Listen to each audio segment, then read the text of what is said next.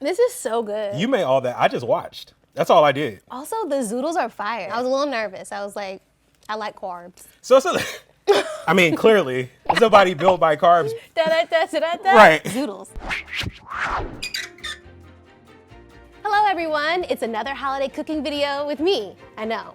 Weird, right? I'm by no means a certified chef of Ladylike, but with the holidays here and lots of money spent on travel and gifts, I'm really trying to make sure I can make healthy meals on a budget at home, like it's time. Plus, I want to get a head start on my New Year's resolution of cooking more and being more money conscious. So I'm going to bring in my friend Seth. He's going to teach me how to cook healthily on a low budget. Seth, come on out.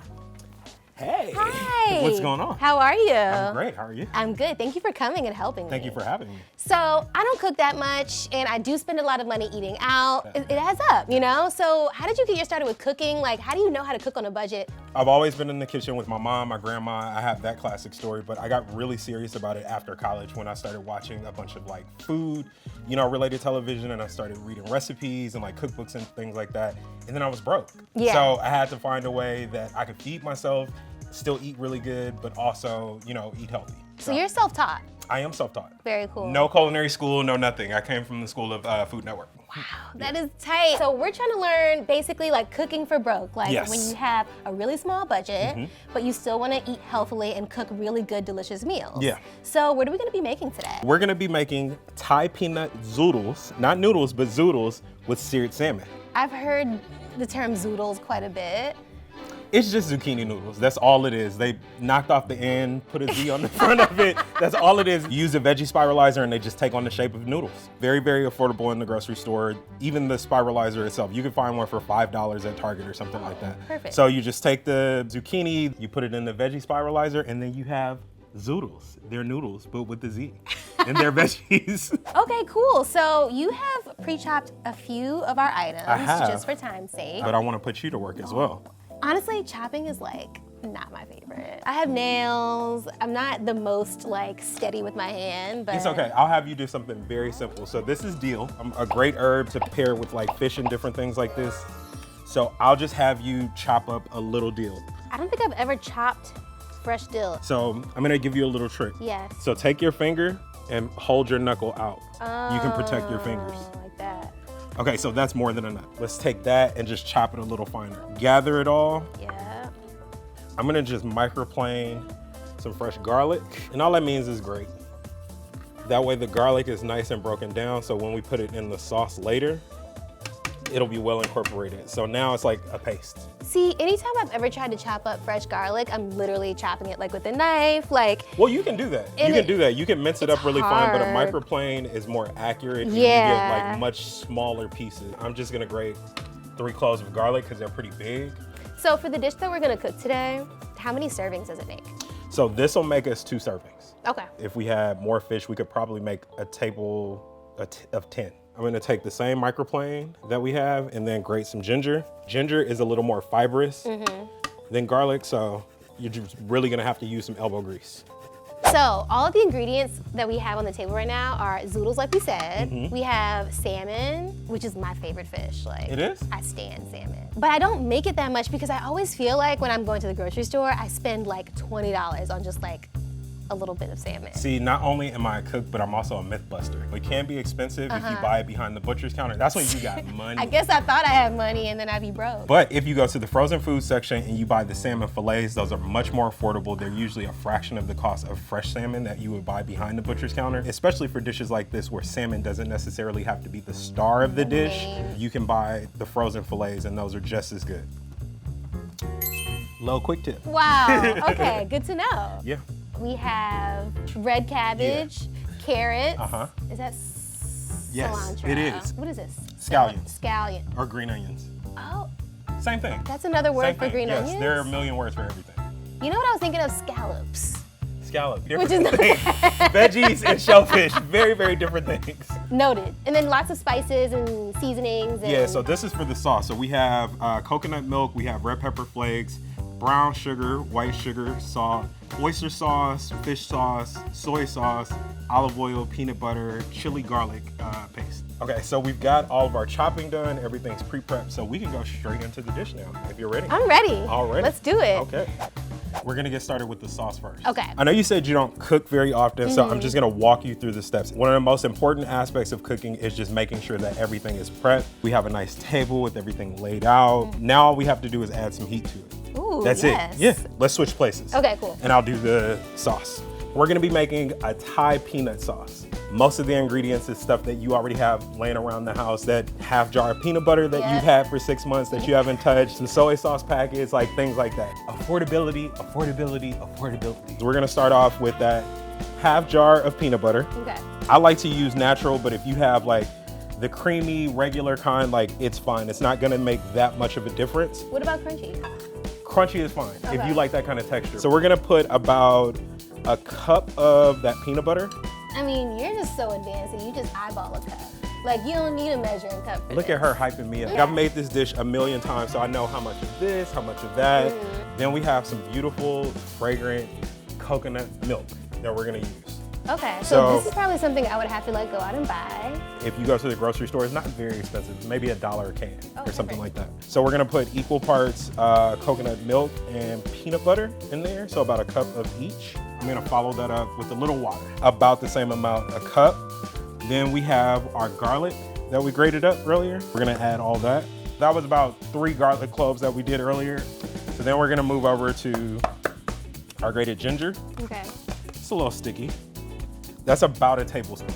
And then we have our chili garlic paste. This is all flavored and like hardly any heat. We're just gonna add about a tablespoon of that. So we're gonna put about 2 tablespoons of fish sauce. But since we're using oyster sauce, fish sauce, and soy sauce, we wanna be sparing with all of those because they're really salty. So a little bit of oyster sauce. I don't know if I've ever heard of oyster sauce. Oyster sauce is the same as like fish sauce. It has a really salty, like umami seafood taste, but not overpowering. We're all familiar with this. Soy sauce. We're just gonna put a couple dashes of that in there. Generally, we have, regular soy sauce, but, of course, because we have the fish sauce and the oyster sauce, we want to use low sodium. Then we're gonna move over to our brown sugar. Let's do a handful. So we got all the salty, we got all the spicy, now we want some sweet. We wanna have a well-balanced sauce. And then we're gonna add a little bit of white sugar. Different flavor profiles, they're both sweet, but some subtle differences between the two. Citrus. So we're just gonna press like 2 halves or a whole in there, and that should give us more than enough of that citrus flavor that we want. So grab the whisk and just mix it up really well. You don't need any finesse for this. Just make sure that everything's like well incorporated. So that's done. Wow, and I really didn't even have to go ham. It's easy for people who don't know how to cook, right? Yeah. It's just a bunch of dumping. Yeah. You know what I mean? A little bit of mixing. We're gonna put it in the saucepan afterwards, let it thicken up a little bit, and that's good to go. Let's set up our zoodles. So all we're gonna need to do for this, we're gonna add our carrot, red. Cabbage. Yeah, there we Yes. go, there we go, there we go. So we're just gonna get this nice and oiled up and evenly coated. And I'm just gonna take a spoon and make sure this is mixed. See how pretty that It's is? so pretty. Look at the colors. So that's perfect. Cool. Can you grab the salt in the front? So sprinkle a little salt. It's a nice sprinkle. Thank you. Been practicing. And then grab the pepper. Perfect. And we're gonna mix that in as well. I'm gonna need your seasoning hand once more. Okay. And I'm actually gonna put a little bit of olive oil on this so it binds a little. What does bind mean? Bind just means to stick to. Okay. Perfect. We're just gonna finish this off with a little bit of the dill. Our oven has preheated at 400 degrees. We have a nonstick pan for our salmon, and then we have a saucepan for our sauce. Let's turn our heat up in about a medium. We don't need it to be too high, like we don't want it to boil, we don't want it to pop. You can just pour that straight in. So we're just gonna let that do its thing for maybe 10 minutes. We're gonna stir it occasionally. We're gonna use our whisk. So our second step, preheat our nonstick pan. And then our beautiful, colorful zoodles that we made, we're just gonna spread this out on the pan.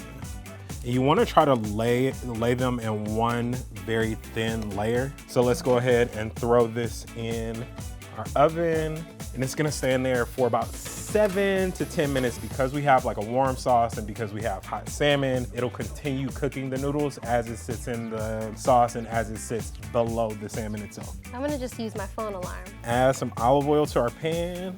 And you wanna make sure your pan is nice and hot. You want that type of consistency when the oil hits it. We don't want it at all to be like super thick. We want it to be super thin and viscous. Okay. So now it's salmon time. Salmon time! Your favorite part of the dish. So we're just gonna put these skin side down, and that's how we know the pan is ready. We want a good sizzle. So this is starting to smoke a little bit, so I think this side might be done. So with the salmon, we don't want to cook it all the way through on the stovetop. We want to finish them off in the oven. We just want it to get that nice crispy sear. Oh, there's our timer. Zoodles are ready. I'm just gonna take these zoodles out. Okay. And just put our freshly seared salmon in there. And then we're just gonna pop those in the oven for about another 6 to 7 minutes. How's our sauce doing? Whisk it up a little bit. It's starting to thicken up. How about you plop a nice pile of zoodles in both of our plates for us. And then I'll teach you like a little pasta twirling trick. We're gonna put it in the center and twirl it.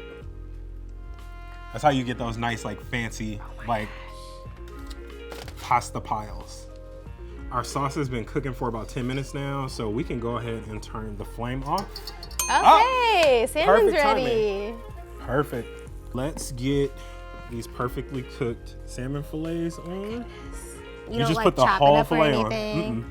Just gonna pour it right over. You just pour it right out. And then we're gonna garnish with a little scallion. Or scallops. Or scallops. You could garnish with either one. And then a little cilantro on top. We're gonna take another lime wedge, and because we're classy, squeeze to your liking. Wow. and boom, that's the dish. So how much did this meal cost? I would say all in per plate, this is probably a $3 to $4 meal per person. Factor in, you're buying a pack of frozen salmon fillets and they're super affordable. They're gonna be anywhere from like $8 to $12. So each fillet itself is maybe $1 or $2. You get a pound of zucchini, which is more than enough to feed about 10 people. That's $1. You get a pound of carrots, that's another $1. One head of red cabbage, that's 50 cents, if that. Peanut butter that you have laying around the house, the soy sauce packets from leftover Chinese food, you know, so on and so forth. The coconut milk from the dollar store. Exactly. I will say, like, at a lot of these LA, like, health food, like, kind of like fast food, health food places, this would cost, like, $15. Yeah, yeah. That You is can upcharge crazy. people when they don't know anything. when they don't know. Yeah. Okay, I'm gonna jump in. What you think? What you think? What you think? Bomb, right? Bomb, right? For $3 to $4. It didn't take that long to cook. I feel like the thing that would take the most time is just the chopping, and that's something that you can like do ahead of time, like while I'm watching TV or something like that. And then you just put everything together, and it's so healthy, it's so affordable. Like, I'm definitely taking this into 2020. Thank you! Wow, we did it. Cooking for broth. So Seth. Yes, Freddie. In addition to cooking this amazing affordable meal, I also really liked this cookware. Like, it was fire. You and me both. It was amazing. Yeah, so we're actually giving you guys, the audience, a chance to win a nice set of equal parts cookware. You personally. The first person to comment in the comment section below, "We love cooking with Freddie and Seth," you get the chance to win. And Freddie, in addition to these pots and pans being beautiful, being durable, and being easy to clean, you can also text equal parts for any cooking tips that you need, any recipe inspiration, any instruction whatsoever. They'll help you become a better cook. Don't text us because we won't answer. No. Text equal parts for all those cooking tips. Be the first one to comment on this video. Hopefully you'll be getting some free stuff. Happy holidays, you guys. Look how durable this is. Oh. It's like Cap Shield.